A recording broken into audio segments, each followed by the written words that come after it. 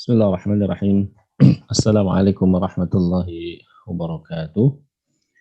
Innal hamdalillah nahmaduhu wa nasta'inuhu wa nastaghfiruh wa na'udzu billahi min shururi anfusina wa min sayyiati a'malina. May yahdihillahu fala mudilla lahu wa may yudlilhu fala hadiya lahu.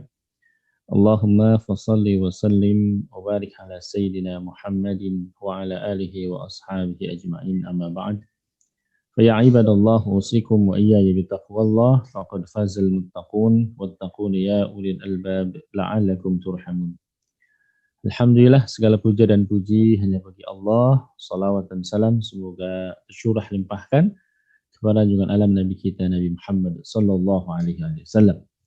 Alhamdulillah, pada kesempatan subuh kali ini kita dipertemukan kembali oleh Allah Subhanahu wa taala.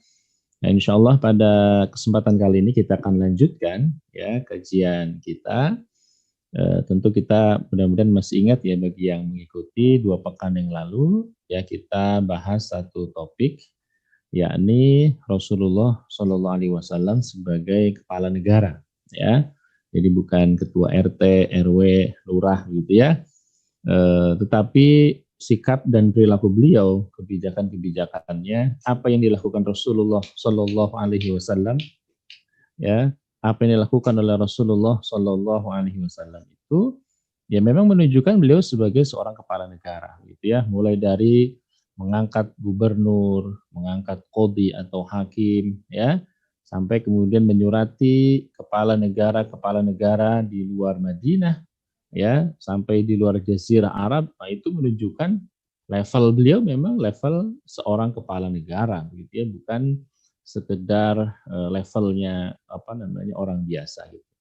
Nah, disinilah kemudian kita melihat ya 2 sisi langsung dari Rasulullah SAW. Satu, beliau itu adalah sebagai seorang Rasul utusan Allah, sebagai Rasulullah, sebagai seorang Nabi gitu, yang tentu beliau menjadi prototipe yang sempurna, wajib diteladani sikap dan perilakunya. Dan yang kedua, beliau sebagai seorang pemimpin umat, pemimpin masyarakat, gitu ya. Jadi 2 sisi itu menjadi satu pada diri Rasulullah Shallallahu Alaihi Wasallam. Baik ya, itu kita bahas sebelumnya. Walaupun ya beberapa fragmen saya kutip dalam perjalanan hidup Rasulullah SAW ya, sampai menjelang wafatnya beliau. Nah, terus kalian dirahmati Allah, kali ini kita akan bahas tentang, karena sebelumnya juga pernah kita bahas bahwa ketika Rasulullah SAW tiba di Madinah, apa saja yang beliau lakukan, itu sudah kita bahas juga. Yang pertama ya adalah membangun masjid, ya. Yang kedua mempersaudarakan Muhajirin Ansar, serta yang ketiga membuat semacam piagam Madinah, ya. Ini untuk mengatur kehidupan masyarakat di Madinah, ya, mulai dari bagaimana hubungan antara sesama muslim, lalu kemudian muslim dengan kafir, dan yang ketiga muslim dengan orang-orang Yahudi, karena orang Yahudi ini mempunyai karakteristik yang agak unik ya dalam tanda petik gitu ya. Nah, sekalian dirahmati Allah Subhanahu wa taala. Kali ini kita akan bahas ya khususnya peristiwa yang terjadi pada tahun 1 dan tahun kedua gitu. Nah, ini kan kalau dalam konteks pendirian Daulah Islam, negara Islam, tahun awal itu tahun yang sangat krusial gitu ya. Tahun-tahun awal itu tahun yang sangat menentukan. Nah, ini saya akan coba ulas kejadian apa saja yang terjadi pada tahun 1 dan tahun kedua Hijriah gitu ya. Sampai kemudian nanti terjadinya atau menjelang terjadinya perang Badar. Gitu ya. Ini perlu difahami ya bahwa apa yang kita bahas pada kesempatan kali ini adalah fragmen atau kemudian peristiwa atau kejadian atau apa yang dilakukan Rasulullah SAW itu pada tahun 1 ke 2 Hijrah. Jadi ibaratnya begini, ibaratnya baru saja buat negara gitu ya di sebuah tempat, lalu kemudian apa saja peristiwa yang terjadi pada tahun-tahun awal itu. Spesifiknya tahun pertama dan tahun yang kedua Hijrah. Ya. Baik ya, saya akan share screen terlebih dahulu. Mudah-mudahan sudah nampak. Sudah nampak ya? Baik. Baik, terus kalian dirahmati Allah Subhanahu wa taala. Ya. Nah, Yang pertama, peristiwa yang terjadi pada tahun 1 Hijriah. Ya, setelah tadi beberapa peristiwa ya ketika Rasulullah membangun masjid, mempersembahkan muhajirin ansor dan yang lainnya. Ada beberapa peristiwa yang juga tidak bisa kita lewatkan begitu saja karena nanti peristiwa ini merangkai jadi satu ya. Yang pertama adalah meninggalnya As'ad ibn Zurarah. Nah, ya ini sambil mengingat lagi ya apa beberapa nama, beberapa peristiwa gitu ya. Siapa As'ad ibn Zurarah? Ya, As'ad ibn Zurarah adalah pembantu Nabi Shallallahu Alaihi Wasallam. Ya, maksudnya orang yang membantu Nabi SAW ketika ya ketika sahabat mulia Mus'ab ya Ibnu Umair itu kemudian mendakwahi ya tokoh-tokoh di Madinah pada saat itu ya, dan beliau juga adalah orang yang rumahnya dijadikan sebagai tempat untuk melakukan sholat Jumat yang pertama ya, dan berkumpul pada saat itu sekitar 40 orang begitu ya, sehingga sebagian ahli fikih mengatakan itu menjadi batas minimal begitu ya, batas minimal pelaksanaan sholat Jumat ya, walaupun ahli fikih yang lain berbeda pendapat, tapi kita tidak bahas dari aspek fikihnya gitu ya. Jadi itu yang pertama ya, wafatnya, meninggalnya As'ad bin Zurarah. Kita tahu ya As'ad bin Zurarah ini mengantar-ngantar, yang menunjuki jalan bagi sahabat mulia Mus'ab bin Umair untuk apa? Mendakwahi tokoh-tokoh di Madinah pada saat itu ya. Secara tidak langsung beliau juga membantu Nabi Shallallahu Alaihi Wasallam untuk mendakwahi ya, berdakwah di Madinah. Kira-kira begitu. Yang kedua adalah ini juga terjadi ya pada awal pertama tahun Hijriah apa? Itu selama 4 bulan pertama gitu ya, semua wanita yang lahir dari kalangan umat Islam ya, itu lahirnya itu perempuan semua anak-anaknya gitu.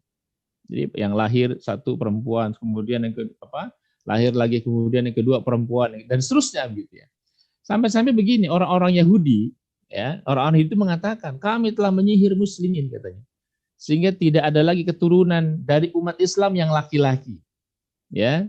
Nah, tapi kemudian hingga tiba di Madinah pada saat itu menyusul ya Zubair bin Awwam dan Asma binti Abu Bakar ya. Asma pada saat itu sedang hamil besar ya, tidak lama setelah itu Asma melahirkan anak laki-laki yang kemudian diberi nama Abdullah ya. Lalu kemudian Abdullah digotong begitu ya, untuk menunjukkan kepada orang Yahudi ya, digotong, digendong dan kemudian dibawa di pemukiman orang-orang Yahudi sambil bertakbir ya, Allahu Akbar, sekaligus untuk apa? Untuk membantah klaim orang-orang Yahudi ya bahwa ternyata lahir dari kalangan kaum muslimin laki-laki ya, karena sebelumnya orang-orang Yahudi itu koar-koar ya, kita sudah menyihir orang muslim sehingga kemudian tidak ada yang lahir dari kalangan mereka seorang laki-laki satupun begitu ya. Nah itu ya, jadi sekaligus untuk apa? Untuk membantah klaim orang-orang Yahudi pada saat itu begitu ya, bahwa umat Islam tidak lahir dari rahim wanita kaum muslimin itu yang bayi laki-laki ya, sampai kemudian jadi Abdullah ya ini yang kemudian menjadi bayi laki-laki pertama yang lahir di Madinah pada saat itu. Nah, terus kalian dirahmati Allah ya, kenapa kita sampaikan? Karena tadi ini perseteruan orang-orang Yahudi sudah mulai dari di awal seperti itu gitu ya, sampai hal-hal yang kecil seperti itu pun dikomentari orang Yahudi untuk membuat opini lagi-lagi ya, di antara halnya orang Yahudi adalah untuk membuat opini miring ya tentang umat Islam. Nah, berikutnya dirahmati Allah Subhanahu wa taala ya. Ya ini ada terjadi juga peristiwa Rasulullah SAW menikahi Sayyidah Aisyah radhiyallahu anha ya. Dan kemudian dalam hal ini misalnya dalam sebuah hadis dikatakan ya, Sayyidah Aisyah mengatakan Rasulullah SAW menikahiku di bulan Syawal dan kumpul bersamaku di bulan Syawal tersebut. Manakah istri beliau yang lebih beruntung di dekat beliau melebihi diriku, kata Sayyidah Aisyah radhiyallahu anha. Ya. Nah ini saya ingin jelaskan sedikit ya, di antara hal yang menjadi istilahnya serangan orang-orang liberal misalnya kepada Rasulullah SAW, dikatakan beliau itu menikahi anak kecil dan seterusnya begitu ya, sehingga kemudian istilahnya mental anak itu menjadi istilahnya tertekan dan seterusnya dan seterusnya. Yang pertama saya ingin tunjukkan bahwa tidak demikian halnya begitu, karena Sayyidah Aisyah radhiyallahu anha itu begitu bergembira begitu ya, menikah atau dinikahi oleh Rasulullah Shallallahu Alaihi Wasallam Ya. Dan perlu diingat ya, ini berkaitan dengan usia, umur dan seterusnya begitu ya. Pada saat itu lazim gitu. Ya, pada saat itu lazim. Jangankan maaf ya, jangankan pada saat itu. Ini tradisi orang-orang di Indonesia saja dulu, mungkin zamannya kakek, nenek, ya kita dulu, ya pada usia berapa mereka menikah? Itu pada usia yang sangat muda sekali gitu. Dan itu lumrah, ya. Dan itu apa? Menjadi kelaziman gitu ya, menjadi perkara yang memang biasa pada saat itu pun, sehingga sebenarnya menikahnya Rasulullah SAW dengan Sayyidah Aisyah radhiyallahu anha itu tidak menjadi titik serang orang-orang apa? Orang-orang musyrik, ya, orang-orang Quraisy, bahkan sampai orang-orang Yahudi sekalipun tidak menyerang Rasulullah dari aspek kenapa beliau menikahi Sayyidah Aisyah radhiyallahu anha yang usianya masih sangat muda pada saat itu gitu. Kenapa demikian? Karena pada saat itu lazim, biasa gitu. Nah, sekarang saja itu menjadi apa istilah titik serang orang-orang liberal begitu ya, yang menikahi anak kecil dan seterusnya. Ini kita tepis ya dengan anggapan demikian. Nah, yang berikutnya saya ingin jelaskan juga. Jangankan peristiwa 1400 tahun yang lalu begitu ya. Ingat ya, peristiwa terjadi hampir 14-15 abad tahun yang lalu. Di Eropa saja atau di Amerika di beberapa tempat yang lain. Dulu bahkan ya, itu tradisi menikah pada usia muda pada saat itu merupakan perkara yang sangat biasa begitu. Nah, ini saya ingin coba luruskan terkait dengan hal tersebut. Tapi kita tidak membahas itu dari aspek itunya, tapi kemudian bahwa peristiwa itu terjadi pada tahun-tahun awal ya Hijriah gitu ya. Yang berikutnya, rahmati Allah Subhanahu wa taala, pada saat itu turun wahyu untuk menyempurnakan bilangan rakaat salat. Karena pada peristiwa Isra dan Mi'raj Nabi Shallallahu alaihi wasallam ya, itu semua waktu sholat itu hanya 2 rakaat saja begitu ya. Jadi belum sempurna pada saat itu. Jadi baru sholat subuh 2 rakaat, zuhur 2 rakaat dan seterusnya. Baru kemudian dijelaskan ya penyempurnaan bilangan rakaat sholat itu ya pada tahun 1 Hijriah ya, sehingga kemudian sempurna pasti itu sholat subuh 2 rakaat, gitu ya, zuhur 4, asar 4, maghrib 3, isya 4 dan seterusnya begitu ya. Itu pada tahun pertama Hijriah. Karena sekali lagi ya pada bulan pada ketika peristiwa Isra dan Mi'raj ya, semua waktu sholat hanya 2 rakaat saja, rakaatain. Yang ketiga adalah ya matinya salah satu tokoh Quraisy begitu ya. Yang ini juga sangat sangat mewarnai kehidupan dakwahnya Rasulullah SAW dalam tanda petik ya, maksud saya ya. Siapa dia? Yani Walid bin Mughirah. Dia adalah ayahnya Khalid bin Walid gitu ya.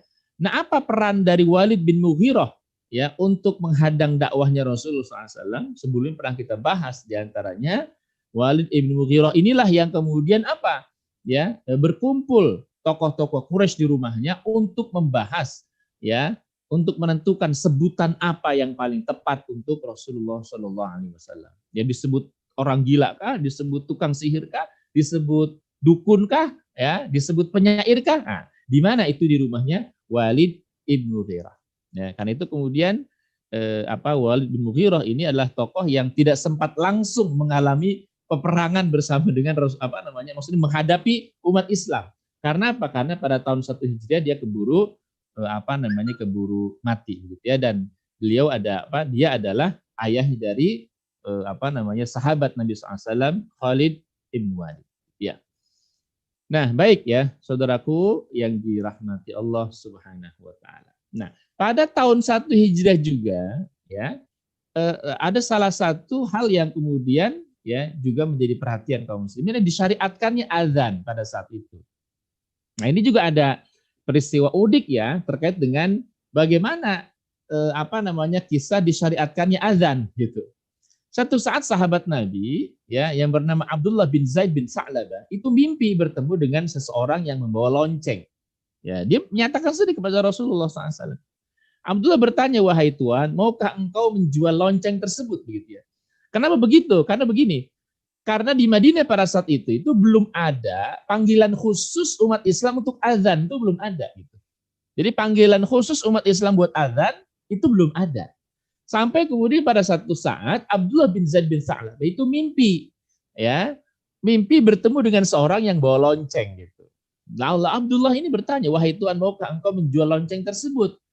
Ketika ditanya untuk apa? Untuk panggilan sholat kami. Gitu. Orang tersebut lalu bertanya, maukah aku tunjukkan panggilan sholat yang lebih baik dari lonceng ini? Gitu. Nah, karena lonceng itu kan khasnya orang-orang Nasrani, begitu ya. Lalu orang tersebut mengajarkan lafaz adzan sebagaimana yang kita lakukan hingga hari ini. Allahu Akbar, Allahu Akbar, Allahu Akbar, Allahu Akbar, dan seterusnya gitu ya. Nah kemudian sebelum subuh ya terbangun ya Abdullah bin Zaid bin Sa'labah itu bangun lalu menemui Rasul Shallallahu Alaihi Wasallam dan menceritakan mimpinya. Ya Rasul, saya bertemu dengan seorang yang membawa lonceng. Ketika aku tahu ketika aku mau beli, dia katakan, ya maukah engkau aku ajarkan lafaz panggilan sholat yang lebih baik, begitu ya. Lalu dia mengajarkan kepadaku begini, Allahu Akbar, Allahu Akbar, Allahu Akbar, Allahu Akbar, dan seterusnya sampai selesai. La ilaha illallah. Apa kata Rasul sallallahu alaihi wasallam? Sungguh itu mimpi yang baik.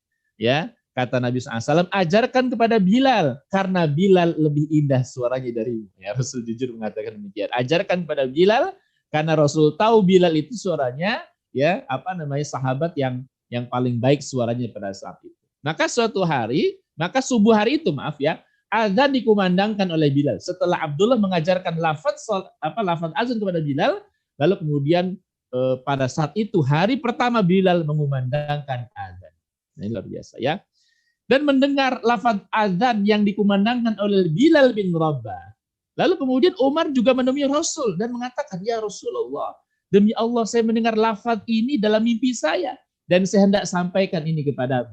Lalu Rasulullah SAW mengatakan, sungguh itu mimpi yang baik. Nah, jadi Masya Allah. Jadi kalau kita lihat pensyariatan azan itu memang berawal dari mimpinya sahabat yang bernama Abdullah ibn Zaid bin Sa'labah, ya, dan kemudian diafirmasi, ya, gitu ya, oleh Rasulullah Shallallahu Alaihi Wasallam, gitu ya, dinyatakan iya, ini mimpi yang baik, lafadznya baik, ya, lalu kemudian itu disyariatkan menjadi semacam pensyariatan azan ya pada masa Nabi Shallallahu Alaihi Wasallam. Jadi tapi perlu kita ingat begitu ya, bukan berarti bahwa syariat azan itu dari mimpi, bukan gitu ya. Tetap dari siapa? Dari Rasulullah Muhammad Shallallahu Alaihi Wasallam, karena Rasulullah yang mengatakan oke, silahkan pakai, silahkan gunakan. Kira-kira begitu ya. Jadi tetap dari Rasulullah SAW karena melalui persetujuan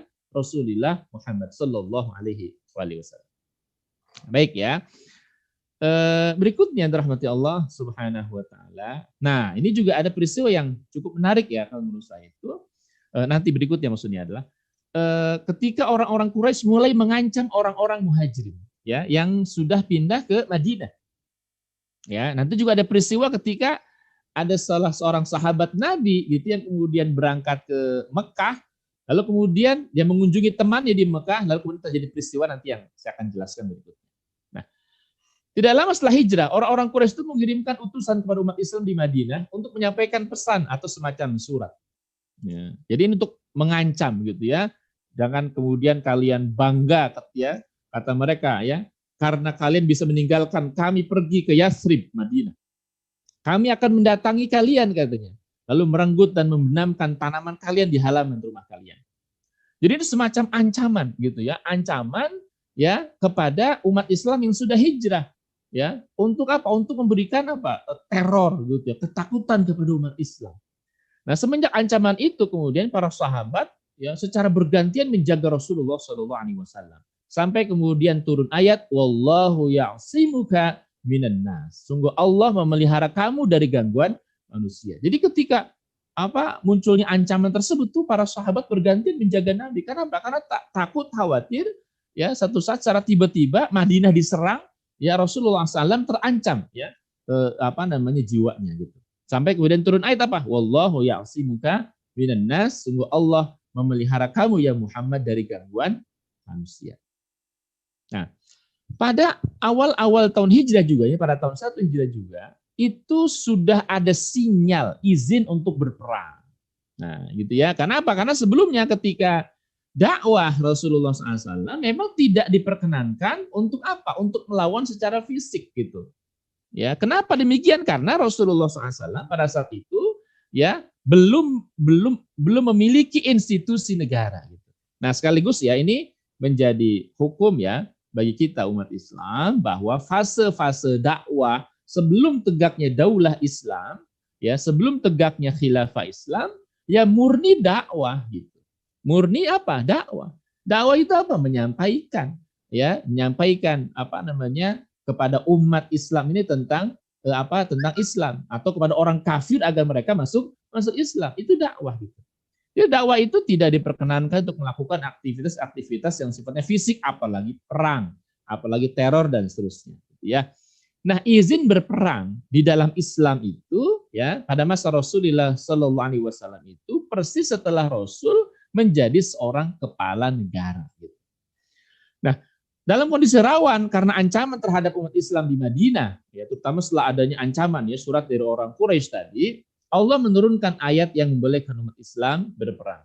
Ya, dalam Quran surah Al-Hajj, Allah Ta'ala berfirman, A'udzubillahi minasyaitonirrajim, Udzina lilladzina yuqataluna bi'annahum zulimu wa innallaha ala nasrihim laqadir. Telah diizinkan berperang bagi orang-orang yang diperangi karena sungguhnya mereka telah dianiaya dan sungguhnya Allah benar-benar Maha Kuasa untuk menolong mereka itu. Ya. Al-Aufi berkata dari Ibnu Abbas, ya, ayat ini turun tentang Muhammad SAW dan para sahabatnya ketika mereka diusir dari kota Mekah. Gitu. Jadi ini sinyal ayat ya yang kemudian memperbolehkan Rasulullah Shallallahu Alaihi Wasallam ya untuk berperang. Gitu. Nah, hadirin rahmati Allah Subhanahu wa Ta'ala. Lalu kemudian bagaimana langkah Rasulullah merespon turunnya ayat kebolehan perang tadi? Ya, bagaimana respon Rasulullah Sallallahu Alaihi Wasallam ketika ayat ini turun? Udzina lilladzina yuqataluna bi'annahum zulimu. Ya, telah diizinkan bagi kalian berperang, bagi kalian diperangi karena sungguhnya mereka telah dianiaya. Nah, apa yang dilakukan Rasulullah pada saat itu? Ini awal-awal tahun Hijriah, tahun 1 Hijriah. Ini apa? Ya, ini Rasulullah yang pertama mengadakan perjanjian kerjasama, ya, atau untuk tidak saling menyerang dengan beberapa kabilah yang berdekatan dengan jalur perdagangan, gitu ya. Nah, jadi Rasulullah SAW itu kemudian melakukan perjanjian kerjasama. Satu. Yang kedua, mengirimkan beberapa satuan pasukan secara terus-menerus dan bergiliran ke jalur perdagangan tersebut, begitu ya. Ya, karena kita tahu jalur perdagangan itu kan jalur yang rawan, begitu ya. Bisa jadi banyak ada begal, lalu kemudian ada kabilah yang lain ya dan seterusnya gitu ya. Nah, pada saat itu maka itu diantara yang dilakukan oleh Rasulullah Muhammad SAW, mengirimkan semacam satuan pasukan kecil tadi ya. Untuk apa? Untuk kemudian memberikan semacam jaminan keamanan begitu ya. Lalu kemudian ya apa tujuan dibentuknya pembentukan satuan perang tadi gitu. Ya, karena tadi katakan ya, yang kedua itu poinnya adalah Rasulullah membentuk semacam satuan pasukan khusus ya, yang kemudian disebut dengan Sariyah gitu ya, kelompok-kelompok kecil yang kemudian dia ditugasi ya menjaga Madinah pada saat itu. Ya. Apa yang dilakukan? Apa tujuannya maksudnya? Ya. Yang pertama tujuannya adalah untuk mengenal jalan sekitar Madinah dan jalur ya ke Mekah gitu. Jadi setelah turunnya ayat kebolehan berperang, maka Rasul mulai dengan melakukan kegiatan militer. Jadi kegiatan militer itu dilakukan sudah mulai awal-awal ketika awal-awal Rasulullah SAW hijrah. Terutama pada tahun 1 Hijriah, ya, dan spesifiknya setelah turunnya ayat kebolehan untuk berperang. Itu yang pertama. Jadi tujuannya mengenal jalan jalur perdagangan Madinah dan jalur ke Mekah, gitu ya, itu patroli. Yang kedua, mengadakan perjanjian dengan kabilah yang dekat dengan jalur tersebut. Ya, karena bisa jadi ya banyak juga peristiwa gitu ya. Ketika kemudian misalnya kafilah dagang lewat begitu ya dan seterusnya, itu kemudian banyak diganggu oleh kabilah-kabilah yang ada di sekitarnya gitu. Ya, karena dulu itu ya kita tahu ya kondisi Jazirah Arab ya, kondisi geografisnya seperti itu, tanahnya tidak subur. Maka ada di antara mereka itu kabilah-kabilah itu punya profesi memang begal. Gitu. Memang begal. Ya ketika ada kafilah dagang lewat, dibegal. Dapat sekian banyak ya dibawa nanti ya kalau persediaan mereka udah habis begal lagi begitu. Enggak bukan pertanian, bukan dagang. Kerjaan mereka di sekitar jalur perdagangan itu melakukan begal gitu. Nah, yang ketiga menunjukkan kepada musyrikin Madinah ya, dan orang-orang Yahudi serta suku Badui di sekitarnya bahwa umat Islam itu kuat, sehingga mereka tidak bisa berbuat, nggak boleh berbuat semena-mena. Gitu. Nah, jadi menurut saya yang paling kuat alasan Rasulullah SAW ya membentuk semacam satuan perang kecil-kecil itu yang disebut dengan syariah begitu ya. Ya itu untuk menunjukkan kepada orang-orang musyrik di Madinah dan kemudian orang-orang Yahudi ya dan orang suku Badui sekitar Madinah menunjukkan umat Islam itu kuat gitu. Ya, sehingga kemudian Anda itu nggak boleh macam-macam sama Islam. Anda itu nggak boleh macam-macam dengan daulah Islam, gitu-gitu begitu. Ya, gitu. Nah, terus kalian yang dirahmati Allah Subhanahu wa taala. Nah, apa yang dilakukan? Ya, apa target utama langkah militer yang dilakukan oleh Quraisy gitu. Selain tadi menunjukkan kepada orang-orang Madinah, musyrikin Madinah, Yahudi bahwa umat Islam kuat. Yang pertama adalah ya, ini target sasaran ini kepada orang Quraisy gitu, khususnya orang Quraisy, ya. Agar apa? Agar mereka merasa takut terhadap jalur perdagangannya dan mendorong mereka mengadakan perjanjian damai gitu. Nah, jadi karena selama ini yang terus-menerus membuat problem masalah adalah orang Quraisy gitu. Dan Rasulullah SAW membuat semacam kelompok-kelompok militer kecil begitu ya.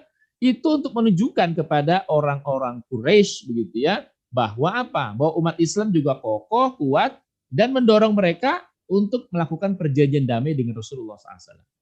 Ya. Yang kedua, ya, untuk juga menunjukkan ya sinyal agar orang-orang Quraisy itu membatalkan rencana menyerang umat Islam. Ya, karena melihat umat Islam itu ternyata kuat ya, buktinya dengan membentuk syariah kelompok-kelompok kecil ya, pasukan-pasukan perang kecil-kecil itu. Yang ketiga, agar kemudian tidak menghalangi manusia mengikuti jalan Allah, gitu ya. Ya karena orang-orang Quraisy ya selalu begitu menentang umat Islam ya dan seterusnya. Yang berikutnya agar tidak menyiksa mukminin yang lemah di Mekah. Ya, karena pada saat itu juga masih ada beberapa umat Islam yang yang lemah yang masih kemudian ada di Mekah. Yang kelima, nah gitu ya. Ini yang juga menjadi sangat penting begitu ya, agar mereka itu mengembalikan harta kaum muslimin yang digunakan Quraisy sebagai modal mereka berdagang. Nah, gitu. Nanti kita lihat ya di antara alasan penting terjadinya perang Badar karena poin yang kelima ini. Gitu. Kenapa? Karena orang Quraisy itu mengambil harta umat Islam dan dijadikan sebagai modal mereka berdagang. Gitu. Jadi mereka itu kalau kemudian membentuk kafilah dagang ya, mereka kumpulkan, mereka patungan dari tokoh-tokoh Quraisy itu, lalu kemudian jadi modal dagang dan dibawa oleh salah seorang di antara mereka. Gitu. Nah pada kasusnya perang Badar nanti, begitu ya, itu hartanya umat Islam, ya, yang kemudian diambil oleh mereka, dirampas oleh mereka, termasuk harta bendanya umat Islam yang di Mekah itu diambil oleh mereka dan dijadikan sebagai modal mereka berdagang. Gitu. Jadi itu memang demikian begitu ya. Jadi yang terakhir ya menjelang kemudian perang Badar ya, yang digunakan harta yang digunakan sebagai modal dagang orang-orang Quraisy itu hartanya umat Islam. Maka kemudian nanti ya Rasulullah Shallallahu Alaihi Wasallam ya melakukan upaya militer terhadap kafilah dagangnya orang Quraisy itu karena mengambil kembali haknya umat Islam. Ya ini sekaligus ya nanti kita akan luruskan begitu ya bahwa itu bukan merampok, mengambil kembali hartanya umat Islam. Dan yang keenam, tujuan dibentuknya langkah-langkah militer tadi ya agar umat Islam bebas menyampaikan ajaran Islam ke seluruh jazirah Arab. Gitu ya. Nah baik, saudaraku yang dirahmati Allah Subhanahu wa taala, gitu ya. Nah, Rasulullah SAW membentuk syariah ya atau pasukan-pasukan kecil. Yang itu nanti ada beberapa kategori ya, pasukan-pasukan pada masa Nabi SAW, ada yang disebut dengan syariah. Syariah itu satuan pasukan yang jumlahnya di bawah 100 orang tanpa diikuti Nabi SAW. Jadi kalau ada pasukan jumlahnya 20, 30 ya, Rasul nggak ikut, itu disebut dengan syariah. Yang kedua ada disebut dengan ma'arakah. Ya, jadi pasukan yang jumlahnya di atas 100 tapi tanpa diikuti Rasul Shallallahu Alaihi Wasallam. Ada yang disebut dengan ghazwah, ya, jadi satuan pasukan yang jumlahnya di atas 100 dan itu diikuti Rasulullah Shallallahu Alaihi Wasallam. Maka kemudian nanti perang Badar, perang Uhud, ya, perang Khandaq itu disebut dengan Ghazwatu Badr, ya, Ghazwatu Uhud, kemudian Ghazwatu Khandaq dan seterusnya, gitu ya.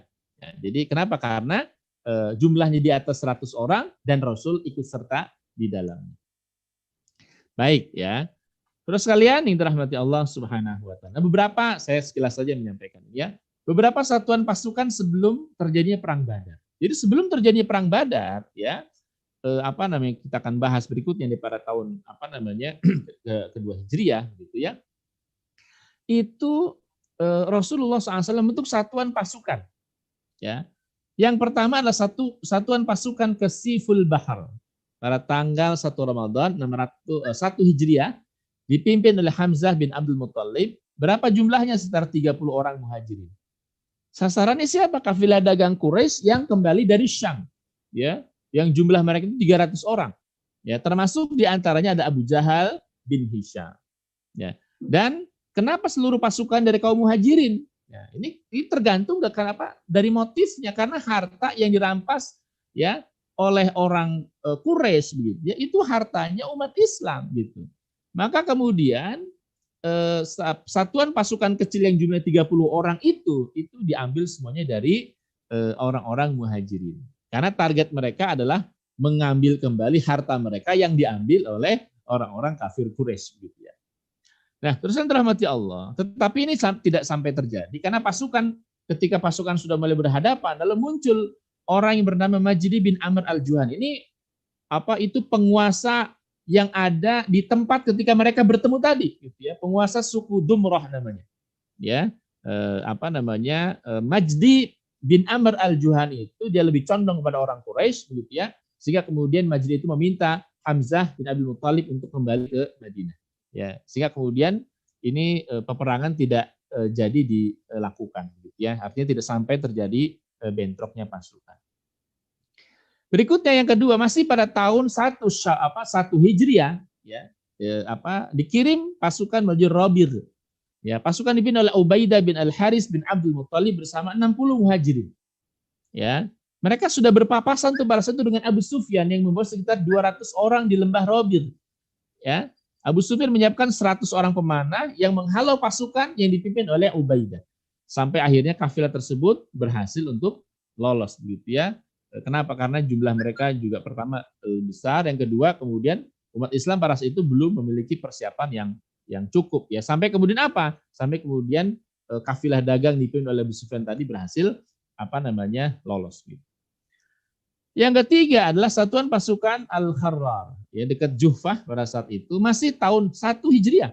Pasukan dipimpin oleh Sa'ad bin Abi Waqqas berjumlah 20 orang untuk menghadang kafilah dagang Quraisy. Ya, Rasulullah SAW berpesan agar jangan sampai melewati Al-Kharrar. Namun kafilah dagang tersebut mereka sudah melewati Al-Kharrar. Jadi banyak sekali. Dan perlu diketahui dirahmati Allah. Jadi kafilah dagang yang dikirim oleh Quraisy juga itu jumlahnya juga tidak sedikit gitu ya. Ya, misalnya berangkat sekian puluh orang dipimpin oleh siapa, berangkat sekian puluh orang dipimpin oleh siapa gitu ya. Dan itu terus bergelombang. Kenapa? Karena denyut jantung ekonomi mereka hanya dari berdagang, orang-orang Mekah itu. Ya, di Mekah mereka berdagang dari jamaah haji atau umroh yang datang, ya, dan kemudian juga ya kalau mereka ingin mendapatkan keuntungan yang jauh lebih besar, mereka harus membuat kafilah dagang. Ini satu-satunya denyut jantung ekonomi orang Quraisy hanya berdagang. Dan tempat perdagangan yang paling favorit bagi mereka adalah wilayah Syam. Yang wilayah Syam itu nanti kalau orang Mekah ya menuju ke wilayah Palestina hampir pasti akan melewati pinggiran kota Madinah ya, pinggiran kota Madinah. Itu hampir pasti begitu. Nah, itu yang ketiga ya. Ini saya tidak bahas panjang lebar ya. Nah, lalu kemudian ya peristiwa pembentukan Sariyah itu pun menyeberang sampai ke tahun kedua Hijriah. Ya, terjadi pada saat itu ada perang Abwa atau perang Waddan. Rasulullah sendiri yang memimpin pasukan setelah mengangkat Sa'ad bin Ubadah yang menjadi wakil beliau di Madinah. Ya, beliau keluar bersama kaum muhajirin, tujuannya sama, menghadang kafilah dagang Quraisy. Pada saat itu suku Dumrah pun ikut campur, ya, tetapi tidak berani melawan Nabi SAW sampai kemudian diadakan perjanjian damai antara Nabi dengan pemimpin suku Dumrah tadi.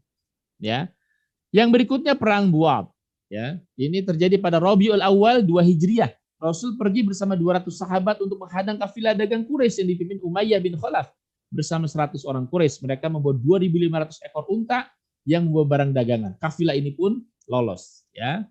Sampai kemudian ya masih pada perang tahun kedua Hijriah ada perang Safwan, ya. Lalu kemudian ada perang Dzul Usyairah, ya. Ini saya bahas singkat saja.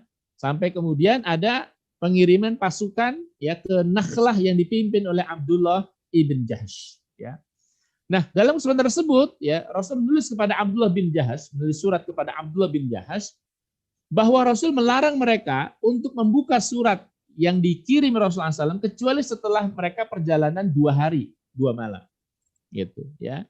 Jadi Rasulullah SAW menitipkan surat ya kepada Abdullah bin Jahsh ya nanti dibukanya setelah 2 hari perjalanan. Nah setelah berjalannya 2 hari maka dibacalah surat tersebut. Apa isinya? Kata isinya setelah dibuka Rasulullah SAW berpesan jika engkau sudah membaca surat ini maka pergilah menuju Nakhlah di tempat di antara Mekah dan Taif ya, tempat di antara Mekah dan Taif. Abdullah bin Jahsh terus berjalan hingga tiba di Nakhlah. Di sana ia memergoki kafilah dagangnya Quraisy. Gitu. Ya. Sampai terjadi dilema karena hari itu mereka berada di akhir bulan Rajab. Ingat bulan Rajab ini salah satu bulan haram. Ya, yang kemudian ada semacam tradisi yang tidak boleh untuk berperang. Tetapi kalau dibiarkan mereka masuk ke tanah haram gitu, ya. Jadi dilema itu Abdullah bin Jahsh ini akhir bulan haram ya sudah bulan Sya'ban atau kemudian masih bulan Rajab gitu ya. Jadi terjadi dilema begitu ya.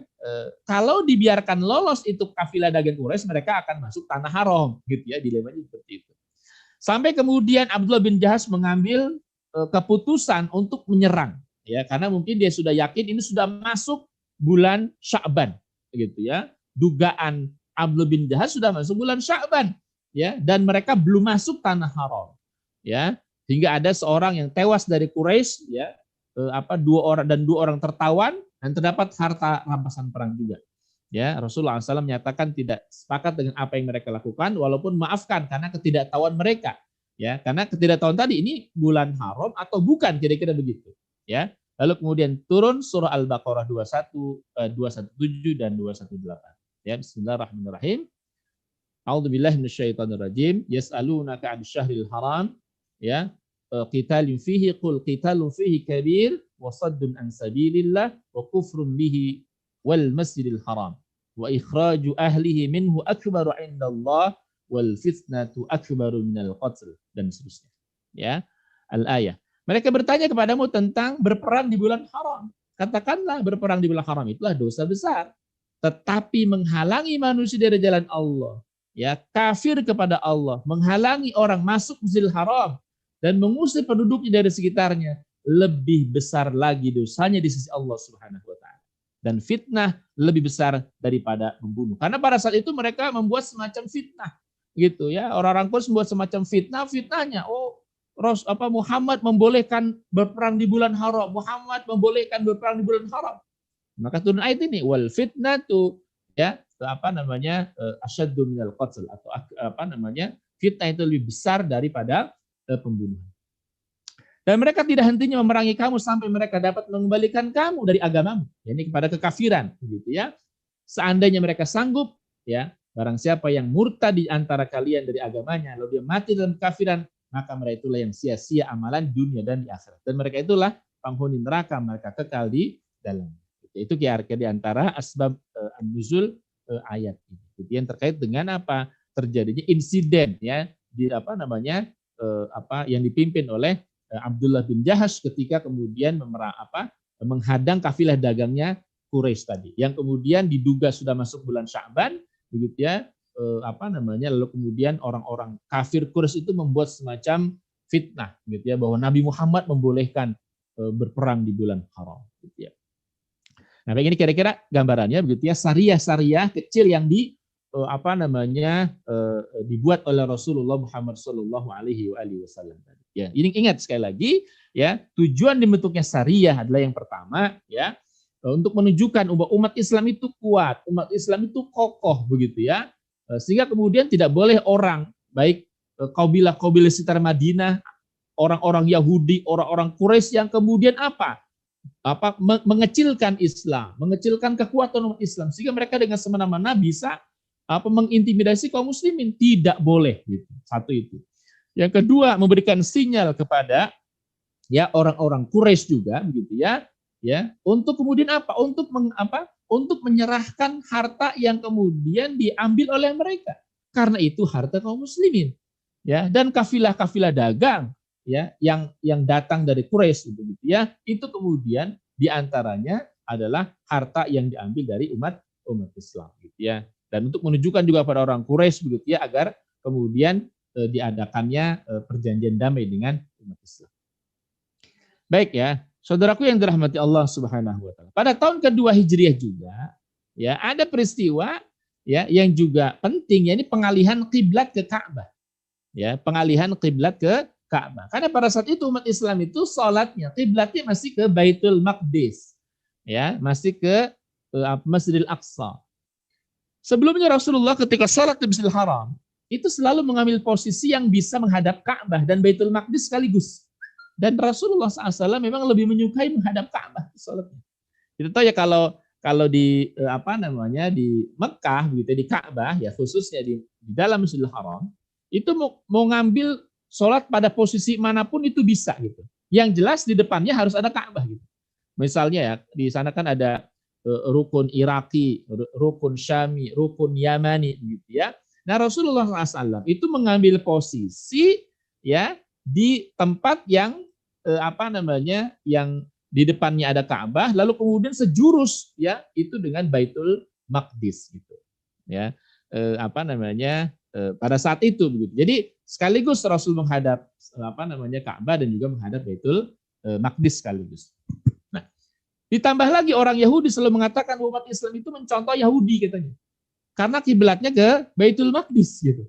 Ya, jadi orang Yahudi selalu tuh membuat semacam keraguan-raguan di tengah kaum muslimin begitu ya. Itu lihat aja orang Islam itu. Kalau mereka sholat itu kan menghadapnya kemana? Ke Baitul Maqdis. Mereka sholatnya menghadap ke Yerusalem kata mereka, gitu ya. Nah, karena apa? Karena pada saat itu tentu ya lahirnya Yahudi begitu ya, dan seterusnya itu kemudian di Baitul Maqdis begitu ya, di Palestina pada saat itu. Jadi mereka membuat semacam keraguan-raguan seperti itu.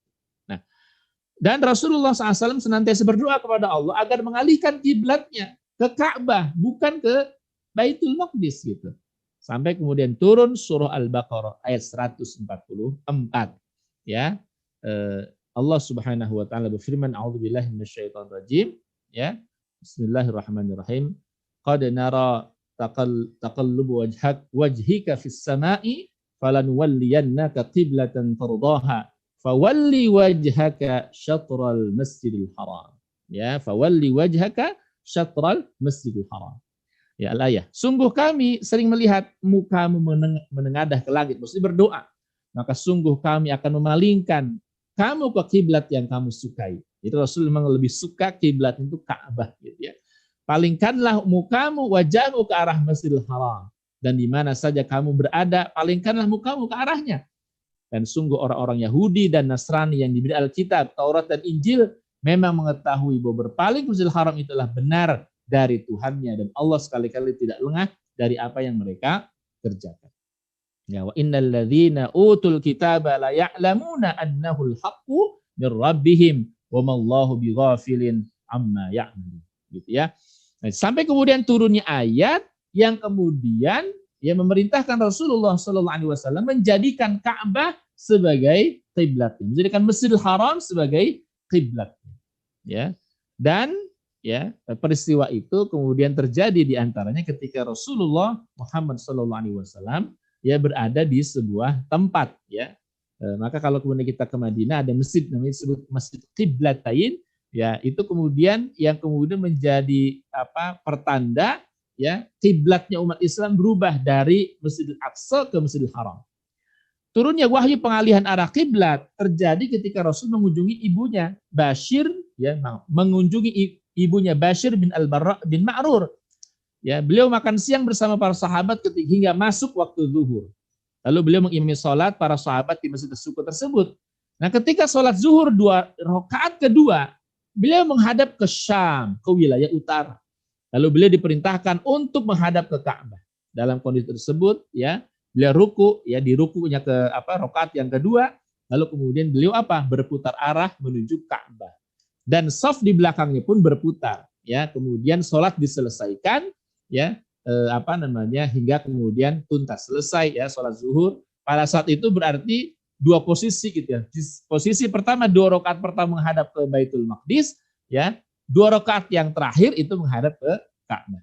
Nah, karena itulah kemudian di masjid itu dinamakan dengan Masjid Qiblatain, ya, masjid 2 kiblat, gitu ya. Karena disitulah tempat Rasulullah SAW diantaranya mendapatkan wahyu dari Allah Subhanahu Wa Taala, ya, arah kiblat ke Mekah. Ya. Baik, terus kalian yang dirahmati Allah Subhanahu Wa Taala. Pada saat ini juga turunnya kewajiban saum Ramadan, ya, sampai kemudian nanti, ya, di dalam surah Al-Baqarah 183 185, ya, maka nanti ketika perang Badar umat Islam pada saat itu sedang melakukan saum, ya, saum Ramadan, ya, karena turunnya perintah saum Ramadan turun pada tahun ke-2 Hijriah. Nah, dirahmati Allah Subhanahu wa taala, ini peristiwa yang menurut saya menarik, ya. Ini ketika Abu Jahal mengancam Sa'ad bin Mu'adz. Ini saya sampaikan begini, ya. Kita tahu Sa'ad bin Mu'adz, ya, itu adalah sahabat Nabi Shallallahu Alaihi Wasallam yang sekaligus juga adalah pembesar Madinah. Nah, kita tahu, ya, masuk Islam Sa'ad bin Mu'adz itu karena perantara sahabat mulia Mus'ab ibn Umair. Ya, Mus'ab bin Umair itu kemudian mendakwahi tokoh-tokoh Yathrib, tokoh-tokoh Madinah, dan di antara tokoh yang masuk Islam adalah Sa'ad bin Mu'adz. Dan perlu diketahui rahmati Allah, Sa'ad bin Mu'adz itu sebelum Islam dia sahabatan dengan tokoh Mekah yang bernama Umayyah bin Khalaf. Jadi hubungan Mekah Madinah ini memang hubungan yang dari dulu sudah terjalin sejak lama, gitu. Ya, hanya kan pada saat itu, ya, masih belum ada Islam, gitu ya. Maksudnya masih belum diutusnya Rasul Shallallahu Alaihi Wasallam. Nah, jadi antara Sa'ad bin Mu'adz ini sahabat Nabi yang mulia, ya, yang kemudian menjadi ahlun nusrah, ya, di Madinah, gitu ya, itu bersahabat dengan bersahabat dengan tokoh Mekah yang bernama Umayyah ibn Khalaf, ya, Umayyah ibn Khalaf. Ya, Sa'ad bin Mu'adz seorang pembesar Madinah yang sudah masuk Islam, berangkat ke Mekah untuk menunaikan ibadah umroh. Ya, ini pada tahun kedua Hijrah pada saat itu. Di Mekah ia menetap di rumah sahabat lamanya yang juga tokoh kafir Mekah, Umayyah bin Khalaf. Karena sebelum masuk Islam pun dia sudah sahabatan. Jadi kalau kemudian Sa'ad ke Mekah, dia pasti nginep di rumahnya Umayyah. Umayyah ke Madinah, ke Yathrib, dia pasti menginap di rumahnya Sa'ad bin Mu'adz. Begitulah kira-kira. Ya, jadi hubungan mereka sudah terjalin cukup lama. Nah, ketika kemudian menjelang malam, ya, Sa'ad bin Mu'adz ingin diantar oleh Umayyah bin Khalaf untuk melakukan tawaf, gitu ya. Kata Sa'ad bin Mu'adz, kapan kira-kira waktu luangnya? Ya, ketika orang-orang banyak tidak ada untuk melakukan tawaf, ya. Kata Umayyah bin Khalaf, nanti malam, gitu ya. Nanti malam biasanya agak berkurang orang yang sedang tawaf, silakan nanti kita berangkat, gitu ya. Jadi si Umayyah bin Khalaf menghargai Sa'ad bin Mu'adz. Kenapa? Karena Sa'ad bin Mu'adz ini tokoh Madinah, tokoh Yathrib pada saat itu. Nah, mereka berdua kemudian Ka'bah dan berpapasan dengan Abu Jahal. Ya, jadi ketika kemudian dia berdua jalan menuju Ka'bah, berpapasan dengan Abu Jahal. Kemudian Abu Jahal bertanya, wahai Abu Sufyan, itu Umayyah, ya, Sufyan itu anaknya Umayyah bin Khalaf. Ya, Sufyan bin Umayyah bin Khalaf. Wahai Abu Sufyan, siapa orang yang bersamamu itu? Umayyah lalu menjawab, dia adalah Sa'ad bin Mu'adz, pemimpin suku Aus dari Yathrib. Wah, gitu ya. Jadi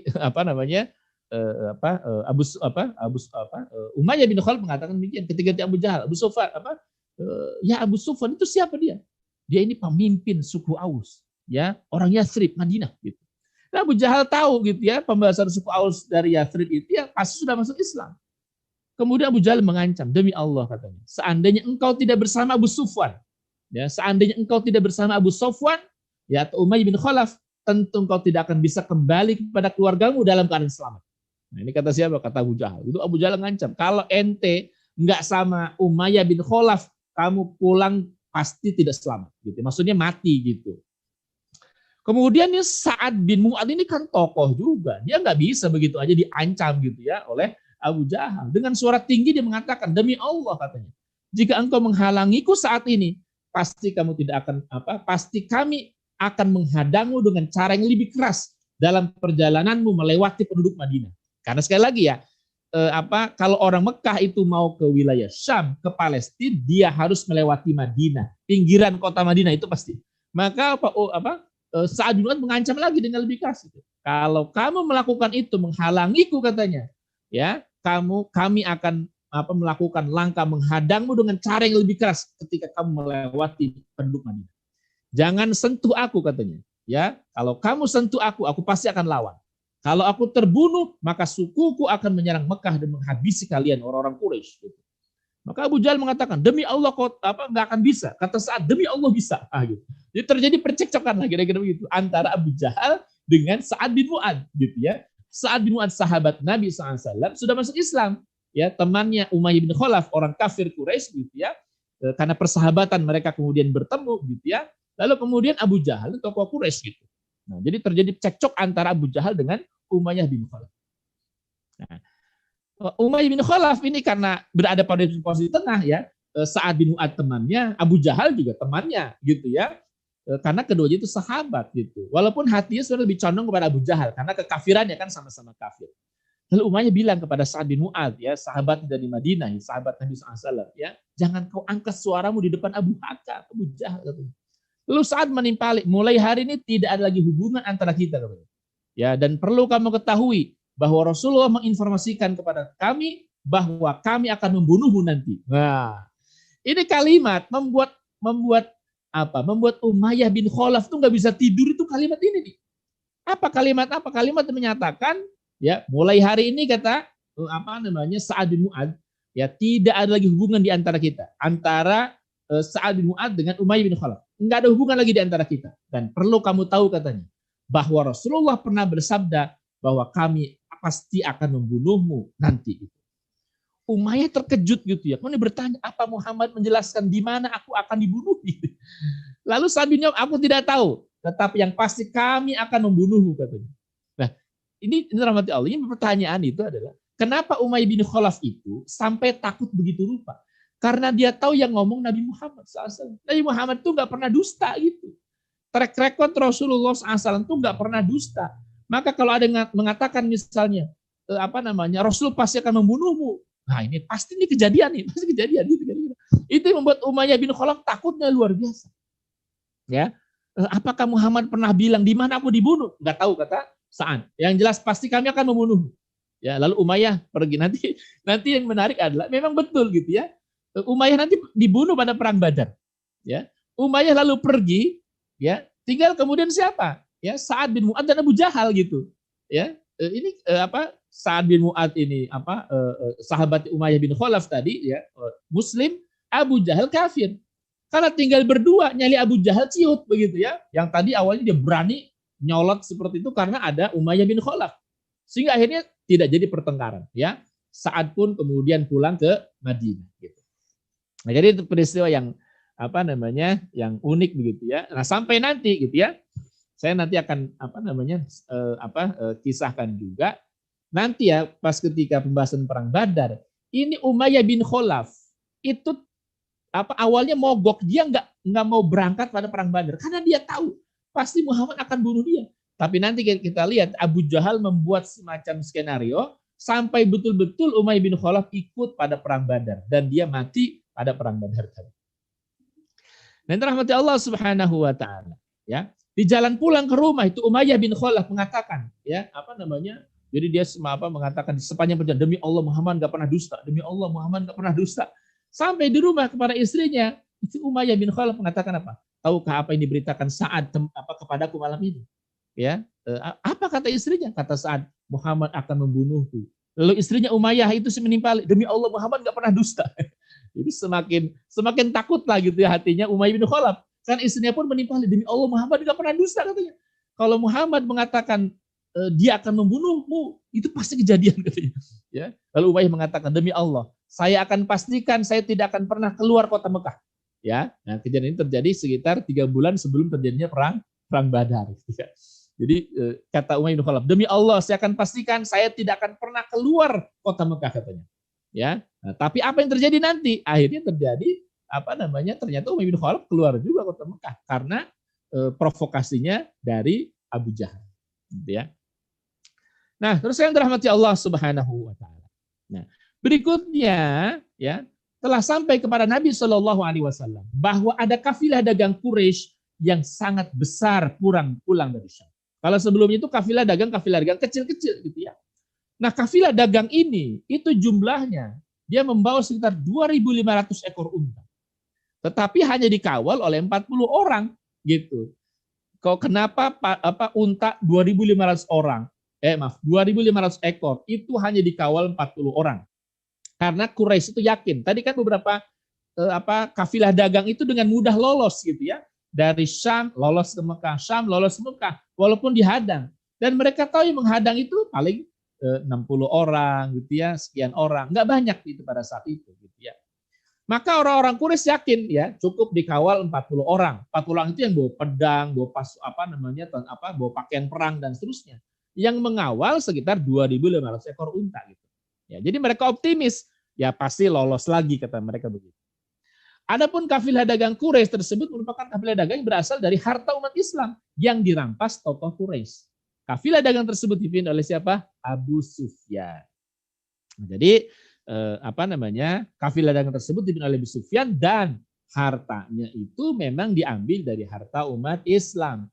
Ya, dari hasil apa? Rumah umat Islam dijual yang ditinggal dijual. Ya, uangnya diambil, lalu kemudian segala macam, pokoknya yang ditinggal sekian ratus umat Islam itu hartanya diambil, dijual, dijadikan sebagai modal. Luar biasa gitu. Ya. Nah, rahmati Allah Subhanahu wa taala. Maka Nabi kemudian membentuk pasukan terdiri dari Muhajirin dan Ansar untuk mengambil dengan misi untuk mengambil kembali harta umat Islam. Maka terkumpul pada saat itu sekitar 313 orang, ya, 314 dengan Rasulullah Shallallahu alaihi wasallam. Nah, pada saat itu Rasul tidak mewajibkan seluruh penduduk laki-laki Mekah untuk ikut, tidak. Ya, beliau hanya menganjurkan dan memberikan pilihan.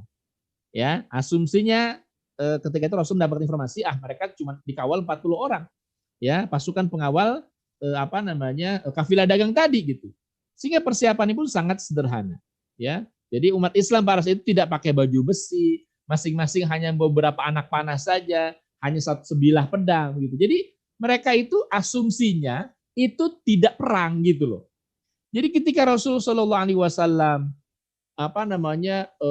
mengajak umat Islam untuk kumpul ya, lalu kemudian terkumpul sekitar 313 orang, pada saat itu asumsi mereka itu enggak perang sebenarnya.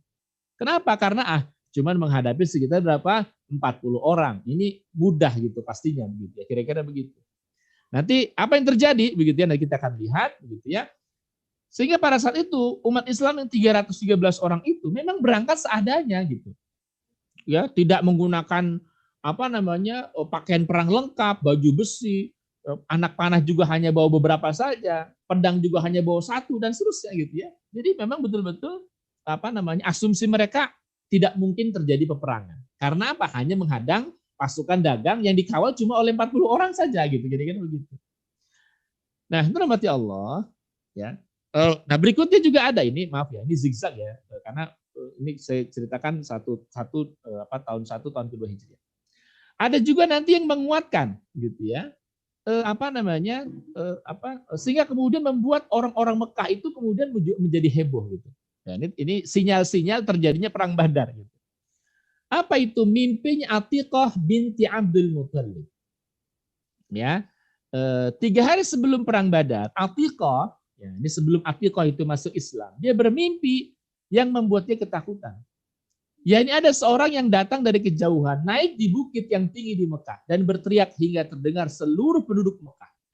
Ya, apa katanya itu? Kata orang, wahai para pengkhianat, wahai para penjahat, bersiap-siaplah menghadapi kematian kalian dalam 3 hari. Gitu.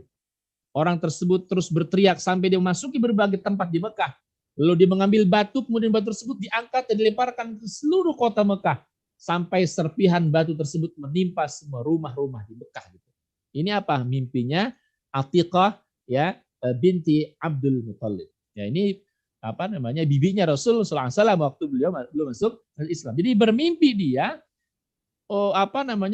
ada orang yang naik ya di sebuah bukit dan dia berteriak kencang, wahai pengkhianat, wahai para penjahat, bersiaplah kalian menghadapi kematian kalian dalam 3 hari. Ya, itu apa? Sehingga kemudian membuat Atiqah itu betul-betul ketakutan. Wah, ini akan terjadi apa? Ya, apa yang terjadi dengan kota Mekah? Apa yang terjadi dengan kota Mekah? Kira-kira begitu. Nah, Atiqah ya karena dia mimpi seperti itu ya, dia tidak kuasa kecuali menceritakan itu ya kepada saudaranya Abbas bin Abdul Muthalib. Diceritakan awalnya cerita ini hanya berdua saja. Pun ketika Abbas waktu itu belum masuk Islam ya, Abbas pun juga ketakutan karena berarti ada peperangan yang menghancurkan kota Mekah. Tapi belum tahu itu dari pihak mana, muslimin atau bukan, kira-kira begitu. Jadi mimpinya Atiqah diceritakan kepada saudaranya Abbas bin Abdul Muthalib. Lalu Abbas menceritakan kepada saudara dekatnya Walid bin Utbah. Ya, dengan pesan apa? Jangan ceritakan kepada yang lain, ini hanya mimpi gitu. Ya, tapi apa yang terjadi? Masya Allah. Ini lagi-lagi ya, kalau menyangkut tentang cerita itu ya, itu biasanya ya itu akan satu dilebih-lebihkan, yang kedua jangan mengatakan misalnya jangan ceritakan kepada yang lainnya. Itu hampir pasti akan diceritakan kepada yang lain. Kecuali orang yang kita amanahi itu sangat aman. Ya. Jadi awalnya Atiqah menceritakan kepada Abbas bin Abdul Muthalib. Abbas pun menceritakannya kepada siapa? Temannya Walid bin Utbah. Ya, dengan pesan apa kata Abbas bin Abdul Muthalib? Jangan ceritakan kepada yang lain. Ini cuma mimpi. Tapi apa yang terjadi? Ya, ternyata Al-Walid diceritakan kepada ayahnya Utbah. Ya. Dan berpesan juga agar jangan mimpinya diceritakan kepada yang lain. Sampai akhirnya seluruh tokoh-tokoh Mekah, penduduk Mekah tahu mimpinya Atiqah tersebut. Jadi awalnya Atiqah cerita kepada saudaranya Abbas, Abbas cerita kepada Al-Walid, Al-Walid cerita kepada Utbah. Ya, Utbah ini tokoh Mekah begitu ya. Dia ceritakan, akhirnya apa? Hampir seluruh penduduk Mekah tahu bahwa Atiqah bermimpi. Yang mimpinya Atiqah itu apa isinya? Mimpinya Atiqah itu isinya adalah apa? Bahwa akan terjadi peristiwa mengerikan yang terjadi dengan kota Mekah. Gitu ya. Rahmati Allah Subhanahu wa taala. Nah, nanti Abbas tidak tahu kalau mimpi adiknya itu tersebar gitu. Ya, Abbas bin Abdul Muthalib nggak tahu kalau mimpinya Atiqah itu tersebar. Maka ketika Abbas tawaf dan melewati majelisnya orang-orang Quraisy, di situ ada Abu Jahal. Lalu Abu Jahal berkata kepada Abbas yang sedang tawaf, wahai Abu Fadl, ya setelah engkau tawaf nanti mampirlah ke majelis kami. Gitu. Maka setelah tawaf Abbas mendatangi majelisnya Abu Jahal tadi, ya ngobrol-ngobrol dan seterusnya. Lalu Abu Jahal berkata kepada Abbas, aku melihat cukup nabi yang berasal dari kalian, wahai suku Abdul Muthalib. Lalu Abbas bertanya, apa maksudmu? Lalu Abu Jahal mengatakan, dulu seorang laki-laki yang bernama Muhammad mengaku mendapatkan wahyu. Sekarang seorang perempuan mengaku jadi nabi. Abbas, apa maksudnya? Abu Jahal, bagaimana tuh dengan mimpi Atiqah gitu? Apa namanya saudaramu gitu. Jadi ternyata mimpinya Atiqah itu diketahui Abu Jahal. Nah, Abu Jahal kemudian nyindir keluarganya Abdul Muthalib. Apa sindirannya? Udah cukup aja deh seorang yang ngaku nabi jadi kalian. Ya, dari kalian. Jangan kemudian nambah lagi seorang perempuan yang bermimpi Mekah terjadi begini dan seterusnya gitu ya. Kira-kira begitu. Baru setelah itu Abbas sadar bahwa ternyata mimpinya sudah diketahui oleh seluruh penduduk Mekah pada saat itu. Nah, rahmati Allah ya Subhanahu wa taala. Abbas mencoba mengelak mimpi yang mana katanya. Karena khawatir jika mimpinya tidak benar akan tersiar kabar bahwa adiknya itu bohong. Dan suku Abdul Muthalib akan dipandang sebagai suku yang suka berbohong. Lalu Abu Jahal mengatakan, kalau terbukti dalam 3 hari tidak terjadi apa-apa, maka aku akan sebarkan bahwa suku Abdul Muthalib itu pembohong. Lalu Abbas pulang, ya, dan dikerumuni oleh para wanita-wanita dari Bani Muthalib yang berkata, bagaimana bisa kau membiarkan Abu Hakam atau Abu Jahal berbicara semaunya tentang kita? Abbas kemudian berani memastikan bahwa akan menghadapi Abu Jahal jika mempermalukan suku Muthalib. Nah, jadi ini sinyal-sinyal terkait dengan dengan apa yang terjadi pada orang-orang Mekah, tokoh-tokoh Mekah gitu, itu sudah tersebar. Ini terkait juga dengan mimpinya siapa?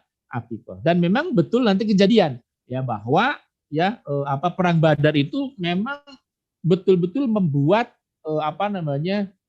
mimpi buruk ya bagi orang-orang Mekah. Persis sebagaimana digambarkan oleh mimpinya Aqiqah tadi. Dan bagi Umayyah bin Khalaf gitu ya, itu semakin lagi membuat dia semakin ketakutan karena Rasul pernah mengatakan bahwa Rasul akan membunuh ya dia gitu ya. Nah, terus kalian dirahmati Allah Subhanahu wa taala. Ya.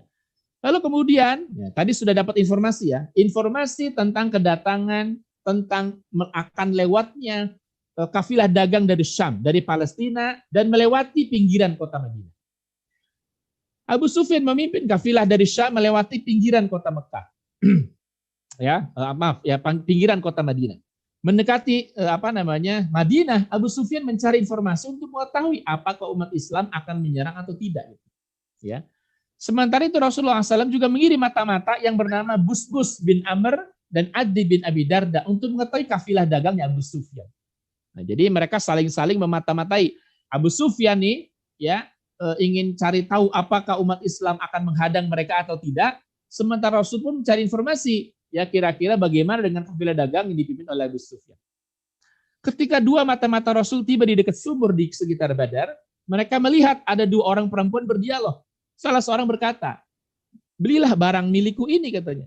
Lalu dijawab oleh perempuan yang lain, nanti kalau kafilah dari Mekah lewat, aku akan beli langsung dari mereka. Nah, jadi dua mata-mata utusan Rasul Shallallahu Alaihi Wasallam itu ketika sudah sampai di dekat di sumur dekat Badar, itu melihat dua orang perempuan berdialog. Apa dialognya? Ya, mereka katanya beli aja barang dari saya. Kata enggak, nanti aja kalau ada kafilah dagang dari Mekah itu lewat, saya akan beli barang dari mereka gitu. Jadi kan udah biasa tuh tempat itu, jalur itu memang dilewati oleh kafilah dagang dari Mekah, dari Syam ke Mekah, dari Mekah ke Syam dan seterusnya begitu. Nah, dua mata-mata ini yakin, berarti memang betul sudah tersiar informasi bahwa Abu Sufyan dan kafilah dagang itu akan melewati tempat tersebut. Lalu dia lapor kepada Rasulullah SAW. Betul ya Rasulullah, nanti bakal ada kafilah dagang ya yang datang dari Syam menuju kota Mekah. Ya. Terus kalian dirahmati Allah Subhanahu wa taala. Ini saya ingin gambarkan begini ya. Ini rutenya nih ya. Ini maaf ya. Ini Palestina. Maaf ya, di sini di Google Map itu nggak ada Palestina, yang ada Israel ya. Ini luar biasa gitu ya. Ini Amman, ini Yerusalem. Jalur perdagangan itu di sini. Ya, dari Palestina terus mereka kemudian menyusuri Laut Merah di sini. Ya. Menyusuri Laut Merah. Nah, dari atas ya, maaf. Perhatikan dari atas mereka. Ya, ini jalur paling dekat memang. Nah, perlu diketahui di sini Madinah gitu. Jadi Madinah itu adalah kota yang menjadi tempat nanti perlintasannya kafilah dagang dari Syam menuju Mekah, dari Mekah menuju Syam. Ya. Karena kalau mereka ke sini pasti jauh lagi berbulan-bulan gitu makan waktunya gitu. Nah, sementara kemudian di sini Madinah ini, ya, di sini Madinah. Jadi kalau ada kafilah dagang hampir pasti mereka akan melewati Badar gitu. Jadi antum fahami bahwa kenapa sih perang Badar itu terjadi di Badar gitu. Karena Badar itu adalah tempat perlintasan kafilah dagang dari Mekah menuju Syam dan dari Syam menuju Mekah. Itu di sini. Ya, jadi melewati Madinah ini, melewati pinggiran kota Madinah. Di sini ada Laut Merah. Jadi mereka menyusuri Laut Merah sampai kemudian tiba di Mekah. Kira-kira begitu. Nah, kafilah dagangnya Abu Sufyan itu sudah hampir mendekat nih kota tempat yang bernama Badar. Nah, sebelum sampai di Badar mereka cari tahu informasi ya apa yang dilakukan oleh Rasulullah Muhammad SAW dan seterusnya. Ya kira-kira begitu. Nah, sementara Abu Sufyan juga mendatangi tempat yang ada dua orang perempuan tersebut tadi dan bertanya. Ini yang mencari informasi Abu Sufyan ya langsung begitu. Apakah kalian melihat ada orang yang lewat tempat sini katanya? Dijawab oleh si perempuan tadi gitu ya. Tadi ada dua orang lewat tapi tidak berbicara dengan kami. Hanya singgah sebentar lalu pergi lagi gitu. Ya. Lalu Abu Sufyan meneliti tempat di sekitarnya tadi dan menemukan apa?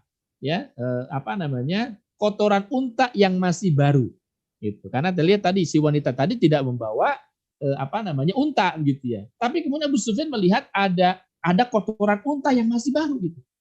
Dan Abu Sufyan itu melihat ya, maaf ya, ngorek-ngorek itu kotoran unta. Lalu kemudian dilihat ada biji kurma di kotoran unta tersebut.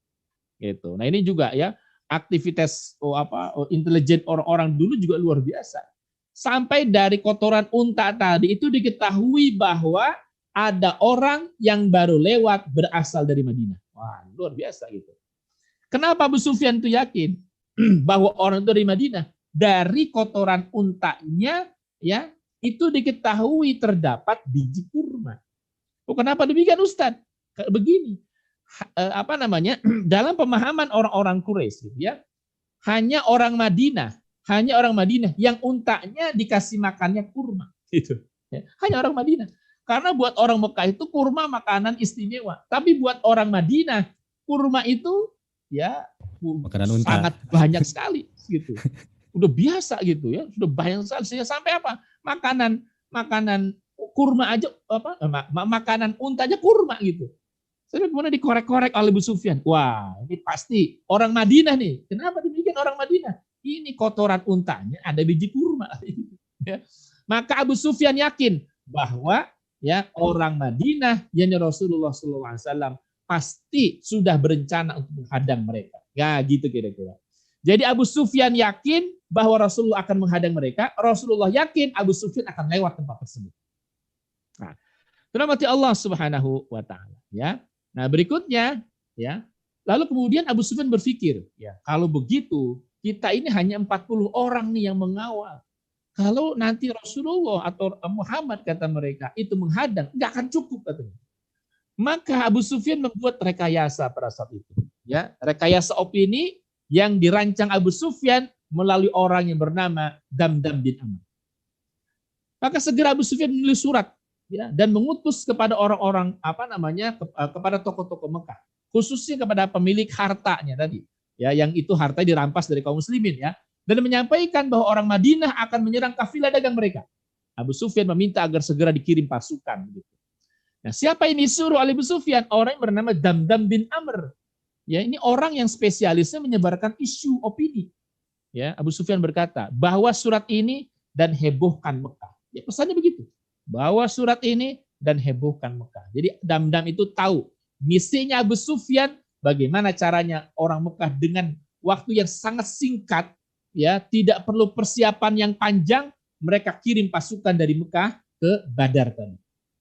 Nah, rahmati Allah Subhanahu wa taala. Bawa surat ini, ya, dibawa surat itulah dengan cepat begitu ya. Damdam ibn Amr kemudian menuju kota Mekah. Targetnya supaya Quraisy segera mengirimkan pasukan untuk menyerang berhadapan dengan umat Islam. Apa yang dilakukan oleh Damdam bin Amr itu? Kemudian Damdam itu berangkat, ya, ketika mendekati Mekah, ya, mau masuk kota Mekah, dia sobek-sobek bajunya, ya, dan dia sembelih untanya. Lalu darah unta dilumuri ke seluruh tubuhnya tadi. Gitu ya. Tahu kan maksudnya nanti begitu ya. Jadi si Damdam bin Amr ini ingin membuat opini bahwa apa? Bahwa dia telah diserang oleh orang-orang Islam, umat Islam. Ya, makanya disembelih untanya, bajunya disobek-sobek dan darah unta itu dilumuri ke seluruh tubuhnya. Ya. Pada saat akan masuk Mekah, dia teriak-teriak dalam keadaan badan berlumuran darah unta tadi. Dia acting sambil jalan lalu jatuh lagi, seolah-olah telah terjadi peperangan gitu ya. Ya. Jalan jatuh lagi, lalu dia teriak-teriak, wahai orang-orang Quraisy, selamatkanlah kafilah.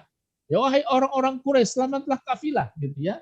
Harta benda kalian di Abu Sufyan telah dihadang Muhammad dan rekan-rekannya. Tolonglah. Nah, jadi datang kota Madinah dihebohkan itu. Maka ketika tiba di majelisnya tokoh Quraisy, Darun Nadwah, dan ketika semua orang berkumpul, Damdam menjelaskan, penduduk Madinah dan Muhammad sudah menyerang kafilah. Jika kalian tidak mengirimkan bantuan, dipastikan seluruh harta kalian akan habis.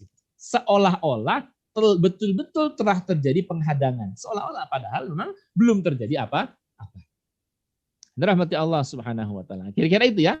Nah, itu fragmen terakhir itu kemudian menunjukkan kepada kita bahwa ini saat-saat kemudian menjelang nanti perang Badar sampai kemudian nanti pada akhirnya ya kita akan kisahkan mungkin 2 pekan berikutnya ya bagaimana kemudian persiapan orang-orang Quraisy dalam waktu yang sangat singkat ya hanya 1 atau 2 malam saja ya hanya 1 malam saja mereka berhasil mengumpulkan ya sekitar 1.000 orang pada saat itu. Maka nanti perang Badar itu 314 umat Islam dengan Rasulullah SAW menghadapi sekitar 1.000 orang musyrikin Quraisy. Nanti bagaimana caranya Abu Jahal mengumpulkan orang dalam waktu yang sangat singkat, ya, yakni sekitar 1.000 orang, lalu kemudian terjadi perang Badar, dan bagaimana perang Badar itu terjadi, begitu ya. Nah, insya Allah nanti akan kita bahas ya pada pertemuan berikutnya, gitu ya. Maaf ini memang sesi ini saya sampaikan beberapa peristiwa, begitu ya, yang terjadi pada tahun 1-2 Hijriah, dan ya peristiwa yang melatar belakangi nanti terjadinya perang Badar, ya. Wallahu a'lam bishawab, ya. Itu saja yang disampaikan pada kesempatan kali ini. Wa'alafu minkum, ya. Wassalamualaikum warahmatullahi wabarakatuh.